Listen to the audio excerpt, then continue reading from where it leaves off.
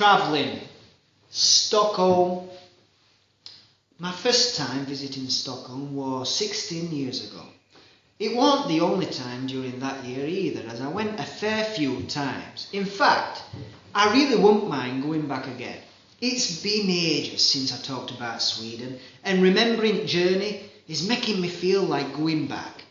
I spent one whole year there, one of the best years of my life too, in which I visited Stockholm twice, Gothenburg, Malmö, and also a town on the Norwegian coast. I couldn't have imagined just how nice Stockholm would be as a city. It's located on Sweden's east coast, in southern half. In the middle are a huge lake, one of the many lakes in Sweden. The central parts of the city are formed by 14 islands, all connected by bridges. This really gives the impression that the city's on the water, so to say. Gamla Stam's the nicest part of the city. It's the old part, which actually dates as far back as the 13th century. You can find the lovely big square here that you might have seen before, with many little cobbled alleys sprouting off it. The colours of the houses and the architecture is typically Swedish, and the restaurants are as cool as they are expensive. But in general, everything's expensive in Sweden, unless you're a student, that is. Hotels are so expensive that the most popular accommodation in Stockholm is to sleep in a boat hotel in the middle of the Lake Malara. They're permanently docked in the lake. I think there were 2 boats. Well, really they're ships, they're massive. The Maladrottningen has a length of 240 feet and width of 35, weighing a whopping 1.5 ton, complete with sauna, 61 cabins and 1 restaurant. These boat hotels usually have fairly reasonable prices, occasionally with a shared bathroom, although en-suites and lake views are also available. It's quite funny. I'd never slept on a boat prior to that, and it were a great experience, and with the old town nearby, in a perfect location. It can also be quite a good idea, despite the biting chill, to take a trip by boat around Stockholm Bay. The scenery is spectacular, particularly in winter, with a lot of the lake frozen over and a fluffy blanket of pristine white clouds above. I promise I'll stop talking about boats, ships and vessels soon, but not just yet.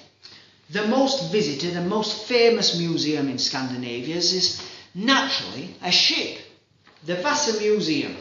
Vasa's the world's only salvaged, fully intact 17th century ship. Well, almost fully intact. It was discovered after 330 years on the seabed. Gustavus Adolphus ordered the construction, and with the finishing touches being added, he decided it would be better to add a few more war cannons. The Vasa would become the most powerfully armed vessel in the world. Unluckily though, on her maiden voyage, she only sailed 1,300 metres before being shook by a wind slightly stronger than a breeze. And in only a matter of minutes, this great warship, symbol of the Swedish Empire, capsized and sank to the seabed at a depth of 32 metres. My first visit was in October, and the wind was so strong, almost Gale Force, that we couldn't go on any walking tours or even go out in the city after 7 in the evening. We just had dinner in the only place that fitted into my student price range. I'm on about McDonald's. So unfortunately, I simply can't recommend any nice restaurants in Stockholm. This is another reason why I must go back. I did try Swedish food though, when a Swedish friend invited me to come over for dinner one evening. A family prepared proper Swedish food, which were a little bit daunting, especially after they told me they'd cooked reindeer. Allegedly, it's very healthy, low in fat, high in omega-3 and 6, and well, it were nice. They fried it in some oil, put some salt and pepper on it, and then added some beer, which they said makes it tender.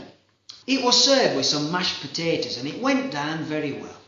The Swedes eat a lot of berries. The forests and meadows are abundant with Swedish blueberries, lingonberries, which are often made into jam and served with steaks, but And last but not least, the cloudberry. Occasionally served with vanilla ice cream, or it's sometimes found as a jam with a piece of fried camembert if you're lucky enough. You can also get some wild raspberries and wild strawberries. Yeah, like the Swedish film.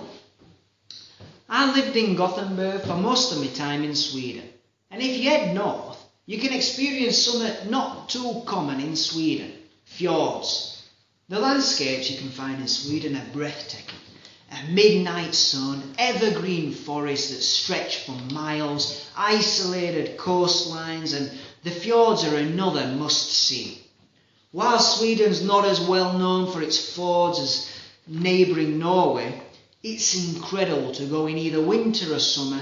In summer you'll see locals bathe in the waters. You can too if you're brave enough, and in winter you'll be amazed at the snow-capped surroundings.